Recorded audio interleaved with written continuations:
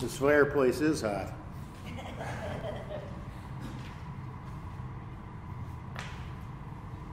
Excuse me, I have a little residual left from my 3-week-old cold. This is the sequel to the first story I wrote, which is in the current issue of Naked Sunfish. It's called Mr. Wick Part 2, subtitled Daisy. We had just got married a few weeks earlier. It was a real hustle making ends meet. Yvonne was in her final year of college, and I had just graduated the week before our wedding. It seemed as if life was racing 100 miles an hour, yet standing completely still all at once. And to try to make ends meet, we both worked a second job at Domino's Pizza. Yvonne answered the phones, I delivered the pizza. One night late, I stood in the doorway of a young couple's apartment, handing over a hot pie. The two weren't much different than us, except that they had 2 dogs, and she was very pregnant. The pooches were adorable, and I commented as much. Poodle and Old English Sheepdog mix, the young mother-to-be informed me. I thought, ouch, loud enough that I think they might have heard. We're giving one away if you're interested, the man said cautiously while eyeing me up and down. You know, because of the baby, we really can't afford both, and we need the space, the young woman added. I glanced around their tiny apartment, immediately understanding their plight. And without giving a thought, I blurted out, I'd be glad to give one of them a home. Since the two of us were just getting used to living together and had never, ever discussed having a pet, I kept this to myself for the time being. I mean, how could a woman I was willing to marry not like dogs? That's what I was thinking all night long in bed. The next afternoon, I drove back to the couple's apartment. Almost a mom answered the door and pointed to the shaggy white dog with the eclectic gray spots. Her name is Daisy, she informed me, and as I picked up Daisy, the young woman began to cry, in between sobs saying her goodbyes. I didn't know how to feel outside of my throat tightening, and I made haste so that I might not join in on the tear fest. To be honest, given the choice, I might have picked the other dog, grayer, definitely more symmetrical, spot-wise. And Daisy, what kind of a name is that for our first pooch? My grandmother's name was Daisy, and she certainly was not an entirely pleasant person. When the two of us got to our apartment, I called Yvonne and told her I had brought somebody home to live with us. At first, she didn't seem to like the idea. In fact, she got quiet enough, I think she might have been getting angry. So I said, her name is Daisy. And fortunately, my new wife was perceptive enough to assume it might be a dog. Suffice it to say that after just 6 weeks of marital bliss, the woman knew me well enough to know that I hadn't invited Grandma into our household. And of course, once they met, she and Daisy fell in love with each other. Being 9 months old, Daisy had lived all her young days playing with her sister. And at first, she certainly had separation anxiety issues. She missed her sibling. It was obvious in her doggy demeanor. My day job was driving a VW microbus for what was then called the Franklin County Crippled Children's School. Easter Seal School is what it's rightfully titled now. I had 3 runs a day, taking preschool handicapped kids back and forth to their special kind of ABCs. They all called me Mr. Wick, or Mr. Rick, depending on their speaking skills. In between runs, I could go home, and this helped some salving Daisy's anxiety. Still, she did not enjoy being alone, and soon began turning the kitchen trash container on its side and spreading the contents around her apartment. Not a tranquil sight to come home to. We did our best to daisy-proof our place, but we soon learned a valuable fact. This dog was very clever. In what seemed to be no time at all, the dog taught herself how to open the lower kitchen cabinets.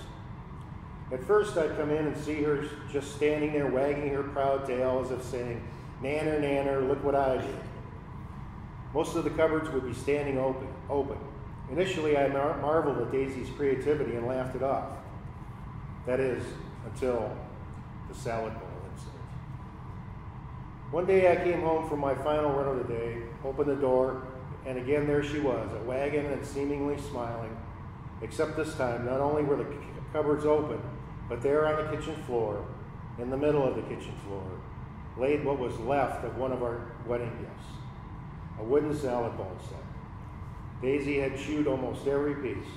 The spoon and fork especially were covered in doggy teeth marks. And although she appeared quite proud of herself, I severely lost my temper. I used to have one back then. I picked up the chewed salad spoon and began spanking Daisy with it. Not viciously, mind you, but a few whacks out of frustration. But Daisy was having none of this, and I can't say as I blame her. She saw an opening and darted out the still open front door to escape. I called out Daisy and looked for a couple hours. I was dreading the worst and my guilt was enormous.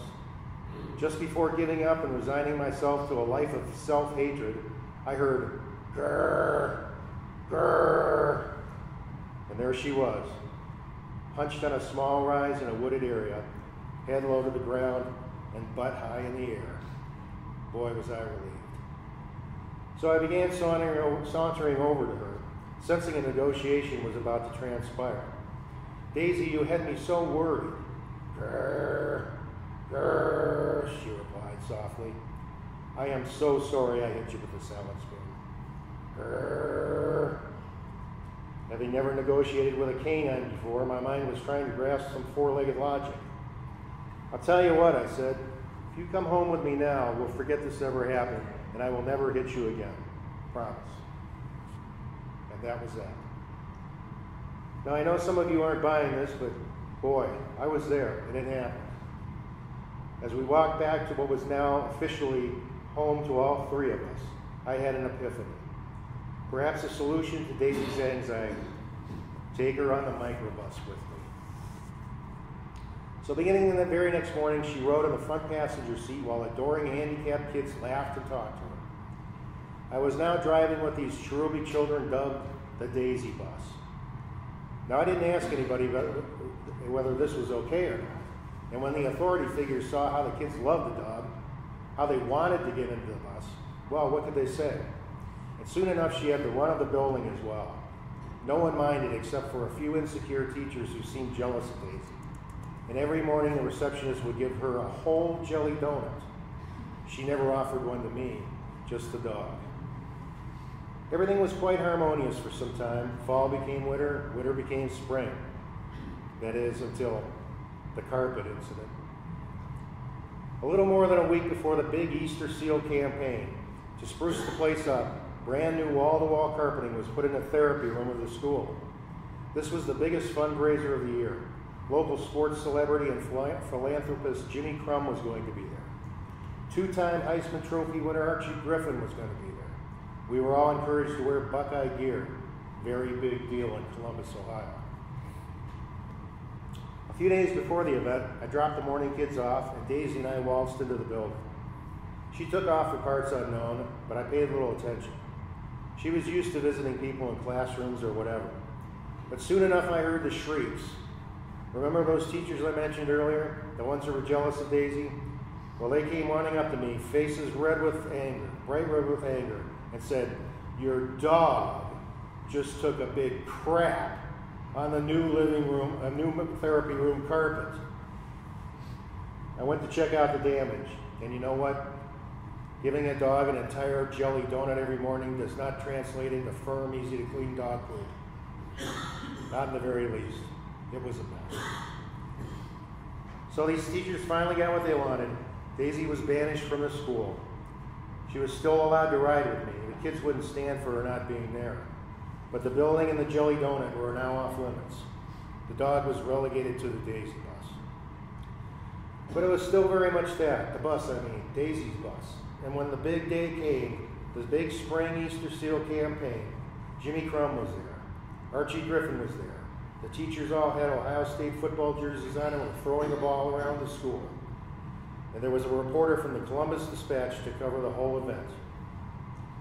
Now, things often do not go as planned in life, and the biggest fundraiser of the year didn't either. The reporter from the Dispatch was only mildly interested in the football hoopla. What she wanted to write about was Daisy. She wanted to know about the Daisy bus.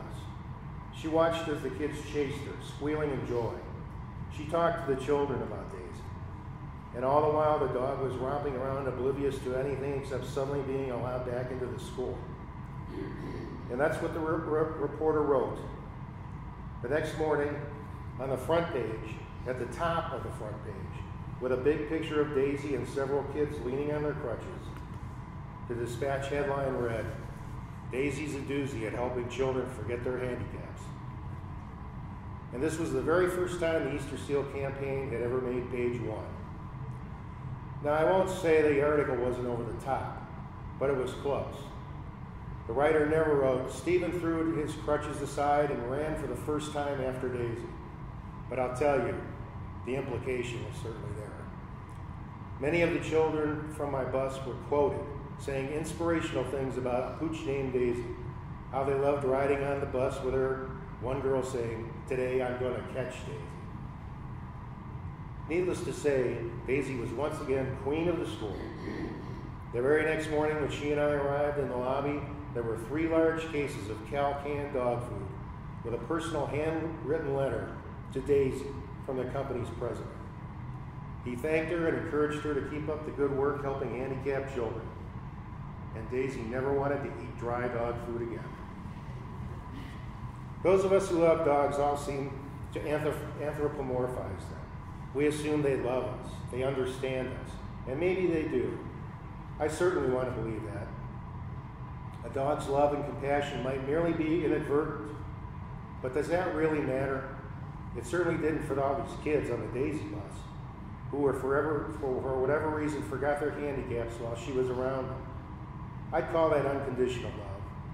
Daisy's asymmetrical spots, personality, unconditional love taught me the best things in life are not symmetrical. The children on Daisy's bus instinctively seemed to know this.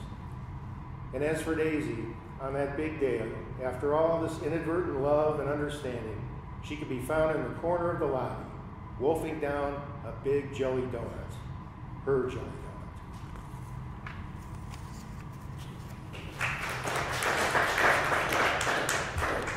Thank you. We're going to do one more song and go to happy hour or something. But I'd like to thank everybody for coming. This is happy.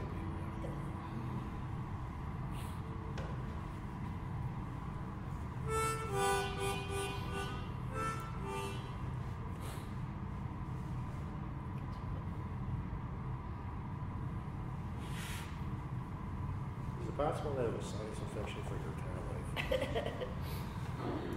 I think so.